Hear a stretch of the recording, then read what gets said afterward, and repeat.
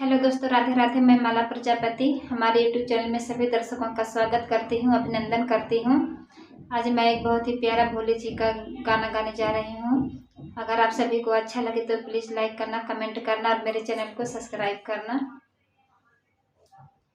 चर्चा कराइब हर साल भोले, चर्चा कराइब हर साल भोले, जब ले दी है नाही गोदिया में लाल भोले, जब ले दी है नाही गोदिया में लाल भोले। चर्चा कराइब हर साल भोले, चर्चा कराइब हर साल भोले, जब ले दी है नाही गोदिया में लाल भोले, जब ले दी है नाही गोदिया में लाल भोले।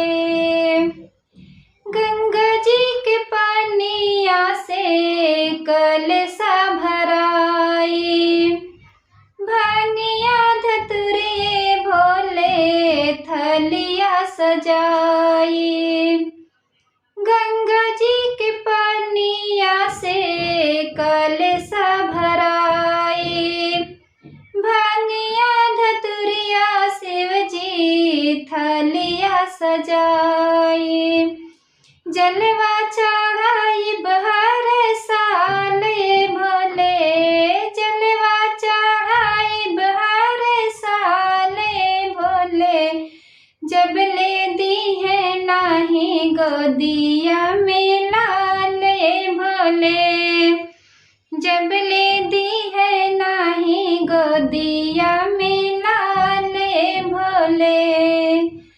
चर्चा कराइब हर साल भोले, चर्चा कराइब हर साल भोले, जब ले दी है नाही गोदिया में लाल भोले, जब ले दी है नाही गोदिया में लाल भोले। लाई के कंवरिया आई देवे घर नगरिया, लाई के कंवरिया आई देवे घर नगरिया, बोले बम के नारा गूंजे गूंजे दिन रातिया, बोले बम के नारा गूंजे गूंजे दिन रातिया, सिरवा झुकाइब हर साल भोले, सिरवा झुकाइब हर साल भोले, जब ले दी है नाही गोदिया में लाल भोले, जब ले दी है नाही गोदिया में लाल भोले। चर्चा कराइब हर साल भोले, चर्चा कराइब हर साल भोले, जब ले दी है नाही गोदिया में लाल भोले, जब ले दी है नाही गोदिया में